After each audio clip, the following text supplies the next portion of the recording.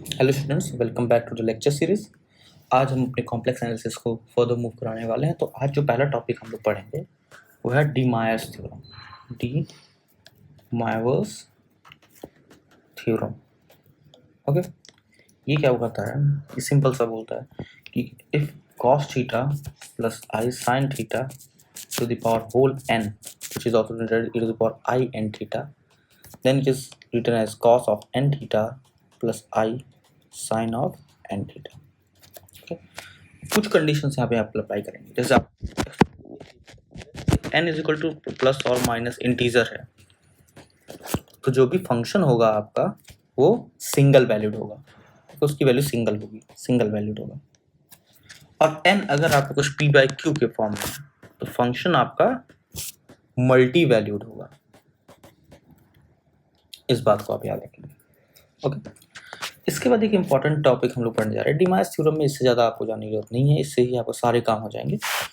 जो important topic अभी पढ़ने जा रहे हैं वो है कॉम्प्लेक्स क्यूब रूट्स। तो अभी कॉम्प्लेक्स क्यूब रूट्स कैसे काम करता है ध्यान दीजिए। कॉम्प्लेक्स क्यूब रूट का मतलब ये हुआ 1 to the power 1/3। This is complex root. इसका हम लोग फैक्टर्स निकालते हैं, कॉम्प्लेक्स क्यूब रूट्स। तो ये तीन होते हैं, 1 ओमेगा ओमेगा स्क्वायर। ओके, अब इसको फाइंड आउट कैसे करते हैं? Let's say z is equal to 1 to the power 1/3 है आपके पास। इसको आप क्या लिख सकते हैं? e to the power 2n pi i by 3। Okay, इसका मतलब इसको आप लिख सकते हैं cos of 2n pi by 3 plus i sine of 2n pi by 3। यहाँ पे n goes to 0, 1, 2, anything. Okay, so for one n is equal to 0, z is equal to 1. For n is equal to 1, we have z is equal to cos of 2 pi by 3 plus I sin of 2 pi by 3. Clearly, this is in first quadrant. Okay, so z कितना हो जाएगा? First में सिर्फ sign cos की होता है, तो हो जाएगा minus cos pi by 3 which is equal to minus 1, sorry 1/2 plus i root 3/2, और इसको हम डिनोट करेंगे by omega. Similarly for n is equal to 2 अगर मैं बात करूं तो z is equal to cos 4 pi by 3 plus i sine 4 pi by 3। Obviously ये सेकंड क्वाड्रेंट में लाई कर, सॉरी ये सेकंड क्वाड्रेंट में आपका, परफेक्ट। ये थर्ड क्वाड्रेंट में लाई कर रहा है आपका। थर्ड क्वाड्रेंट में दोनों ही नेगेटिव होते हैं, cos और sin। तो z is equal to minus 1/2 minus i root 3/2। इसको हम लोग नोट करते हैं ओमेगा स्क्वायर। सो आपके पास तीन आए, 1 omega omega square. Okay, omega की वैल्यू कितनी आई? माइनस 1/2 प्लस आई रूट 3/2, और ओमेगा स्क्वायर की वैल्यू कितनी है? Minus 1/2 minus i root 3/2। Omega and omega square. अच्छा, ऐसा जरूरी नहीं है जैसे आप क्यूब रूट निकालो। ओके, आप कितनी भी पावर निकाल सकते हो। अभी मैं जैसे बताता हूँ, let's say z is equal to 1 to the power 1/7 मैंने दिया। Okay, z is equal to 1 to the power 1/7। इसको भी हम लोग फाइंड आउट कर सकते हैं। कैसे लिखेंगे इसको? 1 को लिख सकते हैं हम लोग e to the power 2n pi आई और बाई 7। अभी जैसे हमने ऊपर ये फॉलो किया उसी तरह आप इसको फॉलो करते जाओ और आपको इसका रिजल्ट मिल जाएगा। लेट्स से आप m रूट निकाल रहे हो कुछ इसका, ठीक है। जनरल कंडीशन अगर हम बात करें तो 1 to the power 1/m तो हो जाएगा e to the power 2n pi i by m। Okay, इसको आप अभी इसके करस्पॉन्डिंग रूट्स मिलेंगे आपको क्या? लेट्स से इसके करस्पॉन्डिंग आपको 1 omega omega square omega cube dot dot dot dot omega और m माइनस 1 रूट्स ऐसे आपको मिलेंगे। ओके, अब इनकी कुछ प्रॉपर्टीज होती हैं जो ये फॉलो करती हैं। जैसे पहली प्रॉपर्टी है कि इन सबको आप जब ऐड कर दोगे तो इसके लिए हमेशा 0 आती है। दूसरी प्रॉपर्टी है कि अगर इन सबको आप मल्टीप्लाई कर दो, सॉरी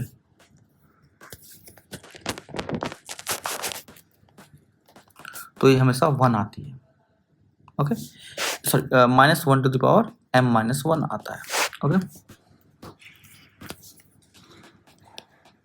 m माइनस 1 आता है, minus 1 to the power m minus 1 आता है। ओके, कुछ सिंपल से एग्जांपल्स मैं आपको यहाँ दिखा देता हूँ।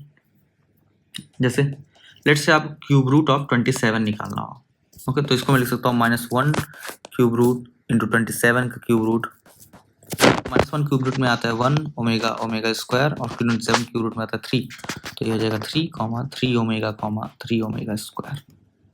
ओके, ये इस तरह से। इसी तरह लेट्स से हमको -1 टू द पावर 1/3 निकालना है। आई एम जस्ट सेइंग, तो -1 को हम लोग क्या लिख सकते हैं? -1 को हम लोग लिख सकते हैं e to the power 2n+1 π/3। इसको हम लोग कंप्लीट को लिख सकते हैं।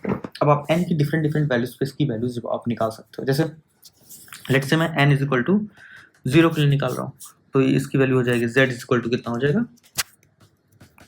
e टू द पावर π/3, और e to the power π/3 means cos π/3 is 1/2 plus i √3/2।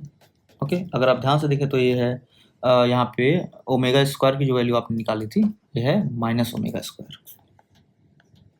Okay, अगर मैं n इज इक्वल टू 1 के लिए देखूँ तो z is equal to e to the power 3 π/3 is equal to e to the power pi is equal to -1। It is okay.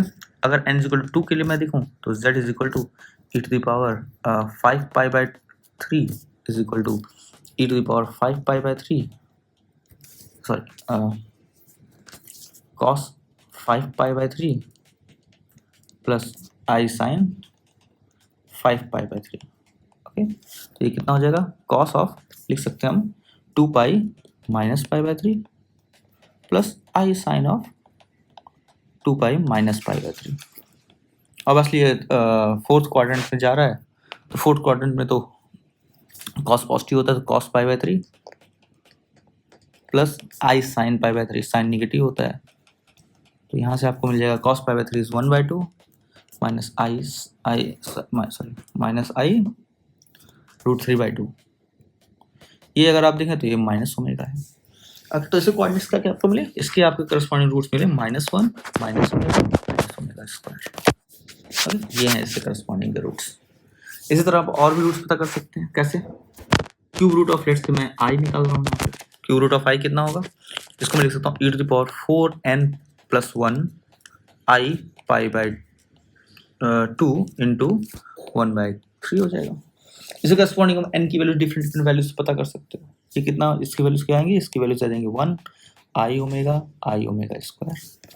और भी है, आप 1 की पावर -1/3 निकाल सकते हो। ये हो जाएगा 1,1/ओमेगा स्क्वायर। ये बेसिक चीजें हैं जो आपको कंप्लीटली याद रखनी होंगी।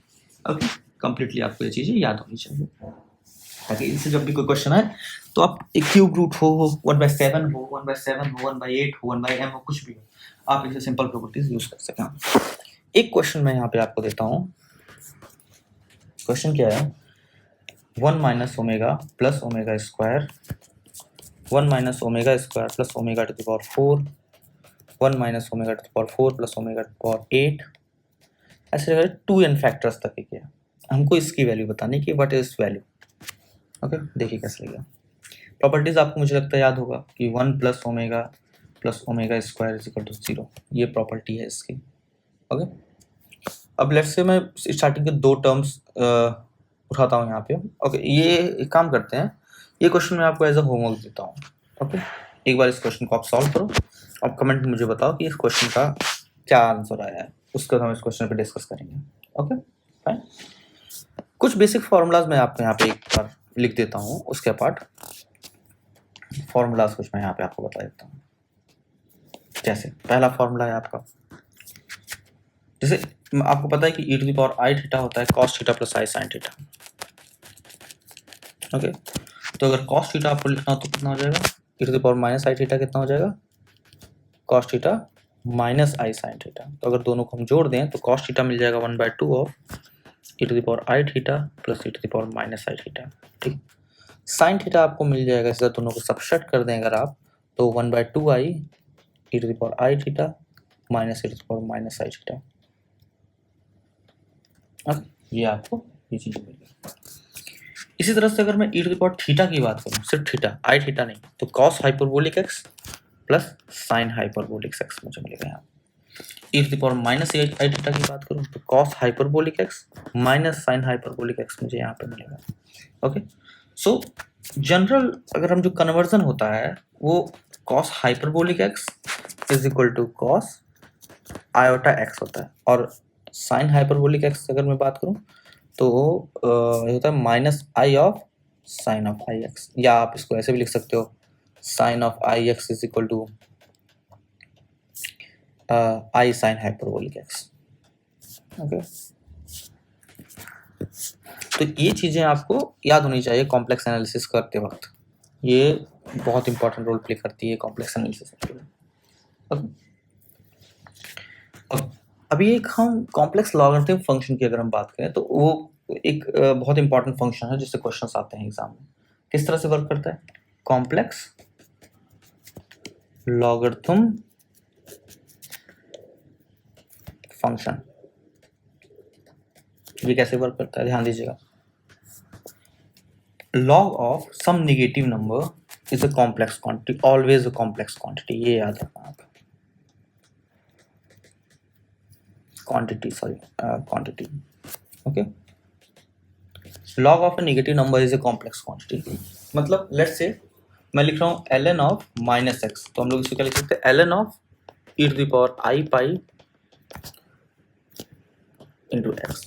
ओके, अब इसको क्या लिखेंगे ln of e to the power I pi plus ln of x is equal to iota pi plus ln of x, ये हो जाएगा ln of minus x।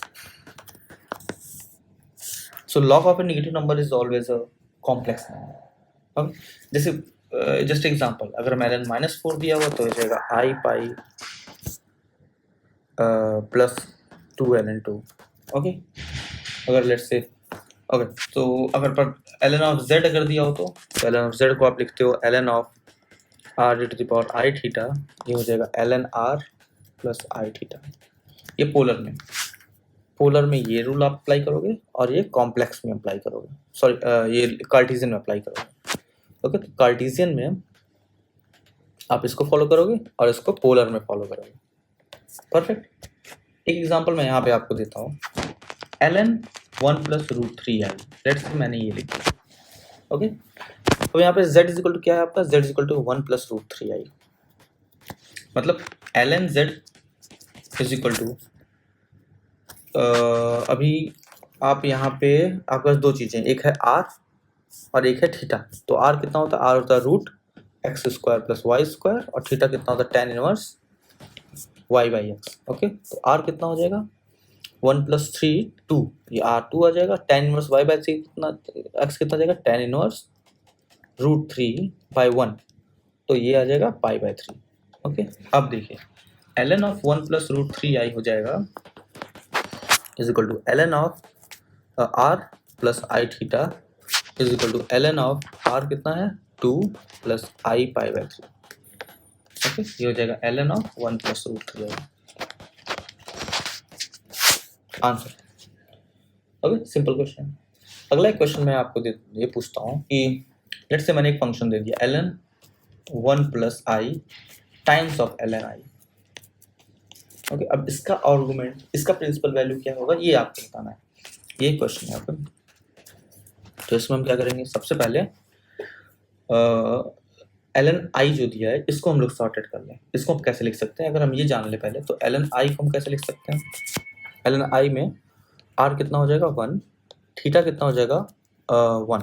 Okay, क्योंकि tan इनवर्स 1, तो ये कैसे लिखते हैं हम लोग ln r plus i theta, तो ये हो जाएगा ln 1 plus i 1 is equal to i. Okay, ये simply i pi by 2 I am sorry pi by 2, theta is pi by 2, तो i pi by 2, this will be i pi by 2। अब इसको अगर हम पुट करते हैं तो हो जाएगा ln 1 plus I into ln I is I pi by 2, so if you multiply these two तो it will be something I pi by 2 minus pi by 2 of ln। ना अब हमारे पास ये फंक्शन आ गया। ओके, अब इस फंक्शन को हम कैसे लिख सकते हैं,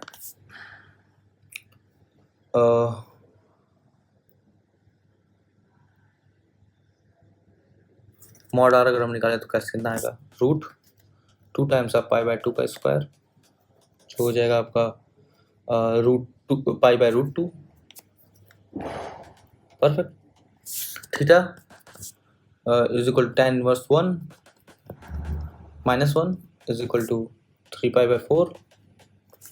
अब ln 1 plus i of iota π/2 ये हो जाएगा आपका is equal to ln π/√2 plus iota 3π/4। अच्छा ओके, तो ln को आप z को आप किसी भी कोऑर्डिनेट सिस्टम में लिख सकते हो, पोलर में भी और कार्टेशियन में भी। ये सिंपल सा तरीका है कि log complex log form functions को आप कैसे सॉल्व करते हो। ओके, अब एक सिंपल सा और चीज मैं यहाँ बताता हूँ, उसके बाद हम लोग ये लेक्चर खत्म करेंगे आज series. Sorry, circle in complex plane, circle in complex plane ये कैसे सॉल्व होगा। ये देखिए, कोई भी सर्कल अगर मैं कॉम्प्लेक्स प्लेन में ड्रॉ करता हूँ तो उसके साथ करस्पॉन्डिंग कुछ चीजें होंगी। लेट्स से सॉरी हाँ, तो ये सर्कल मैंने ड्रॉ किया, इससे करस्पॉन्डिंग यहाँ पे एक रेडियस होगा r और ये पॉइंट कुछ z0 होगा। यहाँ पे ये सेंटर एग्जिस्ट कर रहा है।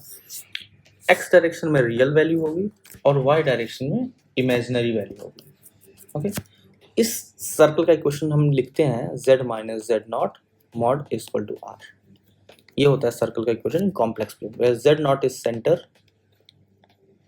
r is the radius। ओके, ये याद रखिएगा। इसको कैसे ऐसे लिखते हैं, मॉड निकालना होता है तो मॉड हम लोग कैसे निकालते हैं, मॉड निकलता है रूट x माइनस x0 का whole square plus y minus y0 का whole square is equal to r। So this is also equation of circle. तो इस सर्कल के इक्वेशन को हम लोग इस तरह से नोट करते हैं। अब पॉइंट्स कैसे होता है, अगर हम लोग लिखते हैं z minus z0 is equal to r, मतलब ये at the surface point on circle है, पॉइंट ऑन सर्कल है। हम लिखते हैं mod z minus z0 smaller than r, तो inside circle, point inside circle है। हम लिखते हैं mod z minus z0 greater than r, तो आउटसाइड सर्कल पॉइंट की वो बात है। ओके, अगर हम लोग लिखते हैं mod z minus z0 smaller then और इक्वल टू r, तो ये on the surface, complete close surface में होगा। ठीक है, पॉइंट ऑन द सरफेस और इनसाइड सर्कल पूरा यहाँ पे फॉर्म होगा। ओके, इसी तरह सिर्फ एक सर्कुलर रीजन की बात नहीं होती है, यहाँ पे कई और तरह के रीजन हो सकते हैं, जैसे एक एनुलर रीजन भी हो सकता है। एनुलर रीजन का मतलब हो गया कि एक सर्कल है हमारे पास, एक और सर्कल है हमारे पास। ओके, दोनों सर्कल हैं यहाँ पे, तो this is this type of distribution called annular circle, circular distribution. तो इसका कुछ अपना रेडियस होगा r1, इसका कुछ अपना रेडियस होगा r2। ओके, और ये होगा सेंटर पे z0 और ये पूरा फील्ड होगा। ये पूरा फील्ड होगा। तो इसका कैसे होगा, r1 smaller than z minus z0 and greater than z minus z and then r2। so z minus z0 is greater than r1 and smaller than r2। ये होगा स्टेटेड रीजन हमारा। तो ठीक है, तो दो सर्कल्स यहाँ पे आपको दिख रहे होंगे, c1 जो होगा z minus z0 which is equal to r1 और c2 which is z minus z0 which is equal to r2। Okay, ये दो तरीके आपको दिख रहे होंगे। तो आप सर्कल भी देख सकते हो, एनुलर रीजन भी यहाँ पे देख सकते हो। ओके, आज का लेक्चर हम यहीं पे खत्म करते हैं, मिलते हैं आपको नेक्स्ट लेक्चर में। Thank you.